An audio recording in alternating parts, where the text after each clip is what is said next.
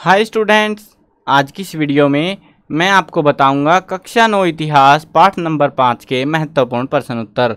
Haryana board की नई किताब हमारा भारत 4। तो उस किताब के जो है पाठ का नाम है आपका भारतीय क्रांतिकारी आंदोलन। आगे भी है 1919 से लेके 47 तक। तो उसके जो है हम यहाँ पे महत्वपूर्ण प्रश्न उत्तर करने वाले हैं। चलो शुरू करते हैं। मैं हूं अजय और आप देख रहे हैं CCL क्लास। अब यहाँ पे ज़्यादा पर्सन नहीं ऐड करे मैंने, 2-3 ही पर्सन हैं। और वो इसीलिए क्योंकि भाई इसमें से चैप्टर में से लिमिटेड ही क्वेश्चन है, मतलब वही टॉपिक रिपीटेड फ्रीक्वेंसी है उस चीज़ की, तो वही मैंने ऐड करे हैं जो कि ज़्यादा मेरे को लगे कि खास है ये और एग्जाम में ज़्यादा हाईलाइटेडली पूछे जा सकते हैं। वैसे तो आपको देखो अभ्यास के प्रश्न उत्तर तो सभी करोगे, तो अभ्यास के प्रश्न उत्तर तो आपको हर एक चैप्टर के करने ही करने हैं, वो उनको तो छोड़ना मत, ठीक है। उसमें से ज़्यादा आएंगे क्वेश्चन। उसके बाद में मैंने एक आध क्वेश्चन अगर छूटा है या कोई चीज़ टॉपिक बचा है तो मैंने यहाँ पे ऐड करे हैं। और साथ में अभ्यास वाले जो मेन हैं जो मस्ट हैं याद करने ही करने हैं, तो वो वाले भी करता हूँ मैं ऐड यहाँ पे। तो ये जो है आप बाकी के चैप्टर्स की वीडियोस भी देख सकते हो ऐसे ही, तो वो प्लेलिस्ट में आपको मिल जाएंगी, डिस्क्रिप्शन में लिंक है उसका। चलो पहला प्रश्न देखते हैं। काकोरी की घटना पर विस्तार से चर्चा कीजिए और इसका परिणाम क्या रहा। अभ्यास में भी दे रखा है ये सेम क्वेश्चन आपका, है ना।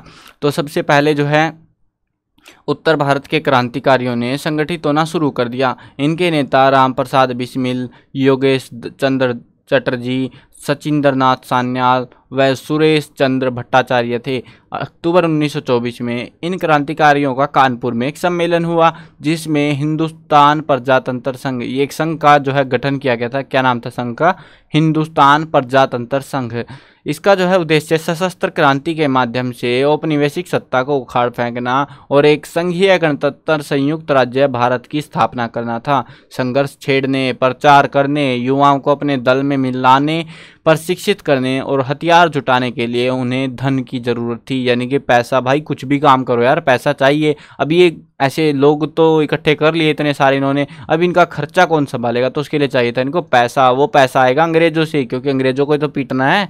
इस उद्देश्य के लिए इस संगठन के 10 व्यक्तियों ने पंडित राम प्रसाद बिस्मिल के नेतृत्व में शाहजहाँपुर में एक बैठक की और एक निर्णय किया कि अंग्रेजी सरकार का जो खजाना है ना उसको लूट लेते हैं। वो योजना इन्होंने बना दी कि अंग्रेजी सरकार की ट्रेन जा रही है उसको लूटेंगे। अब यही हुआ। 9 अप्रैल 1925 की बात है। लखनऊ जिले के गांव काकोरी के रेलवे स्टेशन से छुट्टी है। छुट्टी का मतलब समझते हैं, निकली, वहां से निकली। ट्रेन का नाम था 8 डाउन की एक ट्रेन थी, सहारनपुर लखनऊ पैसेंजर ट्रेन। तो इस ट्रेन की चैन खींच ली इन्होंने और इसको रोक लिया और अब वहाँ पे जाके अंग्रेजी सरकार का सारा खजाना लूट डाला उस ट्रेन से। सरकार इस घटना से बहुत कुपित हुई और भारी संख्या में युवकों को गिरफ्तार किया गया। उन पर मुकदमा भी चलाया गया। पंडित राम प्रसाद बिस्मिल, रोशन सिंह, राजेंद्र लाहड़ी और अशफाकुल्ला खां को फांसी की सज़ा दे दी गई, क्योंकि भाई इन्होंने ही तो करी थी वो बदमाशी, इनको तो फांसी मिलेगी। 4 को आजीवन कारावास देकर अंडमान भेज दिया, यानी कि अंडमान भेजने का मतलब है यहाँ पे काले पानी की सजा दे दी उनको, ठीक है। 17 अन्य लोगों को, ये अगले चैप्टर में पता लगेगा अंडमान वाला क्या सीन है। 17 अन्य लोगों को लंबी सजाएं सुनाई गई। चंद्रशेखर आज़ाद अंत समय तक पकड़े नहीं जा सके थे। तो ये था। अभी यहाँ पे देखो आपको जो है क्वेश्चन इस हिसाब से करना है। अगर आपसे पूछे काकोरी की घटना का विस्तार से वर्णन कीजिए, ठीक है, सिर्फ इतना पूछे और इसका परिणाम नहीं पूछे तो आपको परिणाम नहीं लिखना है। आप में से बहुत सारे करोगे भाई सारा पैरा ऐसे ही टेपते जाओगे। आपको क्वेश्चन समझना है, क्वेश्चन में क्या पूछा हमसे। अगर उन्होंने सिर्फ ये पूछा उसके बारे में बताइए घटना क्या थी, तो उसके परिणाम नहीं लिखने हैं, यानी कि उनके साथ बंदों के साथ क्या हुआ। बस हमको यहाँ तक लिखना है कि भारी संख्या में युवकों को गिरफ्तार किया गया। उसके बाद जो होता है होने दो भाई, ठीक है। लेकिन अगर पूछ रहे हैं परिणाम हुआ क्या, तो ये ऐड करना जरूरी है। ये ऐड नहीं करा तो फिर आधा नंबर जाएगा। मतलब ये क्वेश्चन ऐसा नहीं है कि 1-2 नंबर का, सिर्फ 5 नंबर तक क्वेश्चन आएगा ये। अगर ये सिर्फ इतने वाला आता है, और ये जनरली 3 नंबर में भी दे सकते हैं और 5 नंबर में भी दे सकते हैं इतने वाले को, तो भी आपको इतना सही लिखना है, ठीक है। तो इससे ज़्यादा तो कुछ है भी नहीं भाई, बुक में ही नहीं है, हम कहाँ से लिख के लाएंगे। चलो अगला प्रश्न देखते हैं। शाही नौसेना के आंदोलन पर विस्तार से चर्चा करते हुए इसके महत्व बताइए। यानी कि हमको किसके बारे में बताना, भी अभी हम पढ़ के आए हैं काकोरी की घटना के बारे में, और अभी हमको पढ़ना है शाही नौसेना के आंदोलन के बारे में। अब इसके बारे में विस्तार से चर्चा करनी है, और अगर विस्तार से चर्चा नहीं करनी हो, सिर्फ आ जाइए भाई ये कहाँ पहुँच गया। ये सिर्फ अगर हमारा आ जाता है 2 नंबर का तो भाई छोटा सा लिखना है कि आंदोलन कब शुरू हुआ और इसका क्या फ़र्क पड़ा, क्या सीन था इसका, बस छोटा सा, ठीक है, कहाँ से शुरू हुआ, कब शुरू हुआ, बस इतना बताना है, और इसकी प्रेरणा क्या थी। लेकिन अगर हम विस्तार से चर्चा करें तो भाई बड़ा क्वेश्चन बनेगा, फिर बढ़ेगा ये 5 नंबर का क्वेश्चन, तो 5 नंबर के हिसाब से फिर हमको प्रिपेयर करना है। तो देखते हैं यहाँ पे क्या लिखना है हमको। ब्रिटिश सरकार ने आज़ाद हिंद फौज के कुछ अफसरों के विरुद्ध ब्रिटिश शासन की वफादारी की शर्त तोड़ने और विश्वासघात करने के आरोप में मुकदमा चलाने की घोषणा की, तो राष्ट्रवादी विरोध की लहर सारे देश में फैल गई। सारे देश में प्रदर्शन हुए और ये जो प्रदर्शन थे इनका असर भारतीय सेना पर भी पड़ा। भारतीय सेना यानी कि वो जो नौसेना थी उनकी, अंग्रेजों वाली सेना में शामिल थे ना भारत वाले, तो उन पर भी पड़ा। आज़ाद हिंद फौज के आंदोलन का प्रभाव राष्ट्रीय आंदोलन पर तो पड़ा ही, साथ में सेना पर भी पड़ा। 1946 में सेना में अशांति फैलने लगी थी। इस आंदोलन की स्वतःस्फूर्त शुरुआत 18 फरवरी 1946 को नौसेना के सिग्नल्स प्रशिक्षण पोत INS तलवार, ये जरूर से याद रखना, इस जहाज का नाम तो याद कर ही लेना कम से कम तुम, ये गलत सलत मत टेप देना उधर। INS तलवार, ये पूरा नाम याद रखना आपको एज इट इज, INS तलवार, ठीक है। इस जहाज से इनकी शुरुआत हुई थी, इनके इस आंदोलन की। नाविकों द्वारा खराब खाने की शिकायत करने पर अंग्रेज कमान अफसरों ने नस्लीय अपमान और प्रतिशोध का रवैया अपनाया। वे सीधे तौर पर भारतीय सैनिकों के साथ अपमानजनक व्यवहार करते थे। ब्रिटिश अधिकारियों का जवाब था, भिखारियों को चुनने की छूट नहीं हो सकती। नाविकों ने भूख हड़ताल कर दी। हड़ताल अगले दिन कैसल, फोर्ट बैरक और जो है बम्बई बंदरगाह के 22 जहाज़ों तक फैल गई, यानी कि सब जहाज़ों ने लगभग हड़ताल कर दी थी। यद्यपि यह बम्बई में शुरू हुआ लेकिन इसका असर कराची से लेकर कोलकाता तक पूरे भारत में फैल गया था। पूरे भारत में इसको भरपूर समर्थन मिला। क्रांतिकारी नाविकों ने जहाज पर से यूनियन जैक के झंडों को हटा दिया और वहां पर भारत का जो है तिरंगा झंडा फहराया गया। कुल मिलाकर 78 जलयान, 20 सतलिया ठिकाने और 20,000 नाविकों ने इसमें भाग लिया।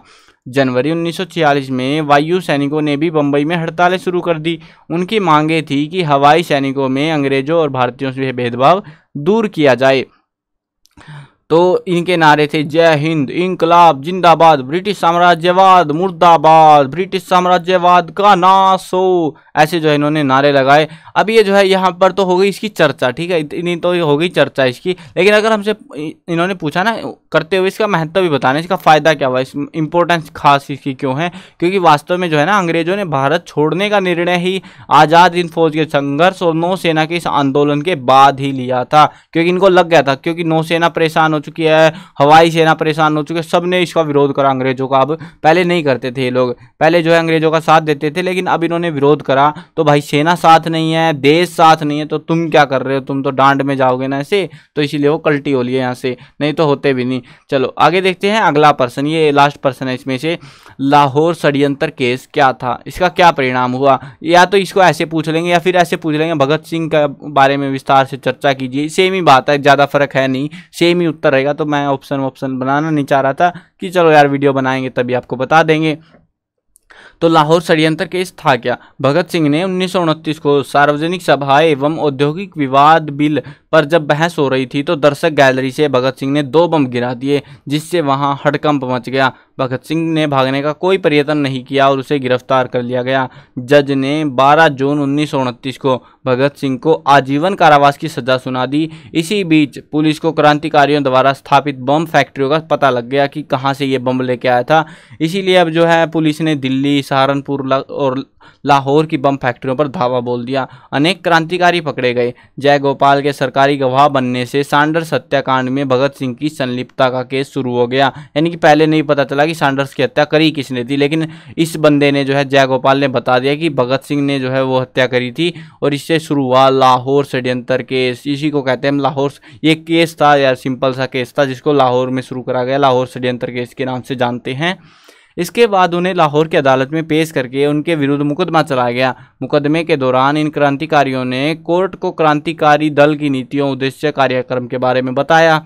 समाचार पत्रों के माध्यम से ये सब खबरें लोगों तक पहुंचने लगी। उनके लगातार बयान देने शुरू हुए, जिससे जनता में उनकी लोकप्रियता बढ़ गई। जो अब तक क्रांतिकारियों की निंदा करते थे अब वे प्रशंसा करने लगे। क्यों करने लगे, क्योंकि भाई इनके जो मकसद थे वो खतरनाक ही थे, अंग्रेजों को पेलना यहाँ से। उसके अलावा इन्होंने उस बंदे की हत्या कर दी थी जिन्होंने भारत वाले नेता की हत्या करी थी, तो उसका बदला उन्होंने ले लिया था। ईंट का जवाब पत्थर से इन्होंने दिया था। तो ये था इसका परिणाम, ये हुआ। कि भाई अब ये फांसी की सज़ा सुना दी गई थी इसको, बाद में शायद परिणाम लिखा नहीं क्या मैंने, खबरें हुई, हाँ लोकप्रियता, हाँ परिणाम ये भी है कह सकते हो। और बाद में जो है इस केस का परिणाम ये रहा कि इसको फांसी की सज़ा दे दी गई। देखो काफ़ी बड़ा सा हो रहा है, एक आध लाइन और भी ऐड कर सकते हो आप अपने हिसाब से, कोई दिक्कत नहीं है, ठीक है। बाकी इनमें से घटाना चाहो तो घटा भी सकते हो, वो आपकी इच्छा है। बाकी हाँ ये टॉपिक आपको पता लग जाता है ना कि ऐसा ऐसा ऐसा टॉपिक है हमारा लाहौर षड्यंत्र केस, और ये क्या था। ऐसे जनरली तो हमसे इतना नहीं पूछेंगे, वो पूछेंगे लाहौर षड्यंत्र केस था क्या, क्या है लाहौर षड्यंत्र केस, तो हमें बताना पड़ेगा, ठीक है। हमें आइडिया होना चाहिए ना क्या क्या हमको लिखना है वहाँ पे। तो बाकी तो आप चैप्टर पढ़ोगे, आप अगर नहीं समझा यार, चैप्टर समझ में नहीं आ रहा तो वीडियो देख लो, वीडियो बना रखे हैं मैंने हर एक चैप्टर की। तो ये था आपका जो है यहाँ पे इस चैप्टर से इंपॉर्टेंट क्वेश्चन जो कि आपके एग्जाम में पूछे जाने के चांसेस रहेंगे, क्योंकि भाई पेपर तो हुआ ही नहीं है, हम कैसे बताएं कौन से पूछे थे पहले, ठीक है। तो चलो वीडियो ख़त्म करते हैं। मैं कवर करने वाला हूँ क्लास 1 से लेकर 12th तक सभी सब्जेक्ट की वीडियोज़, हिंदी मीडियम और इंग्लिश मीडियम दोनों में होने वाली है। तो सब्सक्राइब करो, साथ में घंटी दबाओ ताकि कोई भी अपडेट आए आपको बिल्कुल टाइम से मिल जाए।